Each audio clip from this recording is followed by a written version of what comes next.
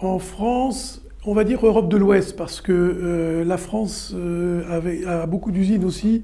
Il y a aussi des usines dans la partie plus nord de l'Europe, aux Pays-Bas, un tout petit peu en Allemagne de l'Ouest et en Angleterre. On va parler d'une production qui est de l'ordre de 3 millions de tonnes en termes de capacité de production, qui est sans doute un peu moins aujourd'hui, parce que comme la consommation d'essence a baissé, on produit moins d'éthanol pour la carburation, et de ce fait, la production de Dresch est affectée par cette diminution de la production d'éthanol à destination de la carburation. Deux grosses usines sont actuellement en construction, une sur le port de Rotterdam et une autre en Angleterre, et qui devraient apporter un supplément de capacité de production de l'ordre de 700 000 tonnes pour ce marché de la consommation de Dresch, Europe de l'Ouest en général. Au niveau européen, on trouve des usines côté est de l'Allemagne qui n'ont pas d'influence particulière sur le marché que j'évoquais précédemment. Et puis quelques petites usines carrément en Europe de l'Est qui sont plutôt base maïs, puisque c'est plutôt la matière première qui pousse dans ces régions-là, mais qui sont des usines un peu historiques et qui, en termes de production, ne viennent pas jusqu'en Europe de l'Ouest. Alors un mot des États-Unis, parce que les États-Unis et le Brésil sont les deux gros producteurs d'alcool dans le monde. 80% de la production, c'est ces deux pays-là. Le Brésil, on ne va pas en parler parce que c'est de la canne à sucre et les coproduits ne vont pas à l'alimentation animale, mais vers l'utilisation de l'énergie. On fabrique la vapeur avec cette matière-là pour les usines et on peut même faire de l'électricité avec. Quant aux États-Unis, ce sont des gros producteurs d'alcool, à partir de maïs à 98%, va-t-on dire, et donc de Dresch. Soit ils passent par la voie amidonnière, ce qui était la partie historique, et ils ont ce qu'on appelle des camps de gluten-feed, soit ils ont maintenant beaucoup d'usines spécifiquement productrices d'éthanol, et là c'est une voie classique, ce qu'on appelle le dry milling, une voie sèche, qui produit des Dresch exactement au même titre que les Dresch que nous produisons en France, soit à partir de blé, soit à partir de maïs. Aujourd'hui, en termes de Dresch, en tout cas, ils n'exportent pas vers l'Europe, parce que le maïs est d'origine OGM et qu'en Europe, pour le moment, on n'accepte pas ces produits-là. Ils en exportent notamment au Mexique, au Canada et en Chine.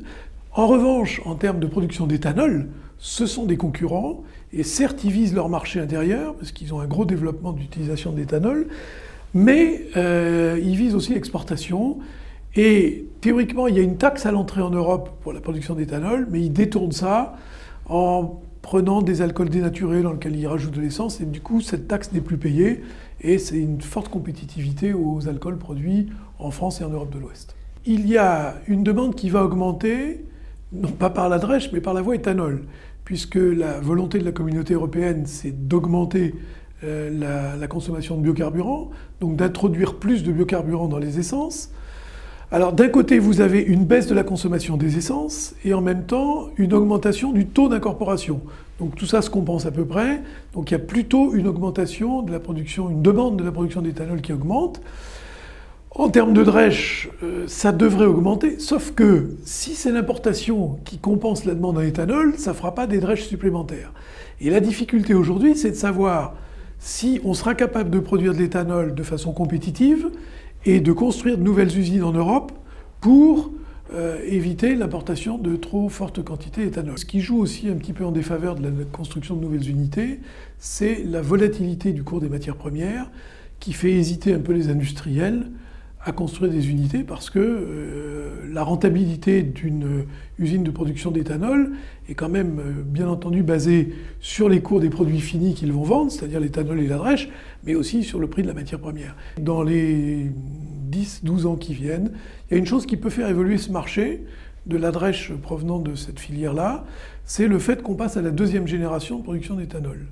C'est quoi la deuxième génération? C'est utiliser de la biomasse, c'est-à-dire plutôt des déchets. On peut parler de paille, on peut parler de son, on peut parler de bois, on peut parler de déchets végétaux en général. Et du coup, on va avoir une matière première qui est très différente de celle qu'on utilise aujourd'hui, mais qui sera beaucoup moins riche, ou pas riche du tout en protéines et en énergie, et dont les résidus ne seront pas forcément très intéressants pour l'alimentation animale. Et là, on pourrait avoir, en quelques années, un passage d'une situation actuelle qu'on a décrite ce matin à quelque chose de très différent qui pourrait faire à terme disparaître ce produit.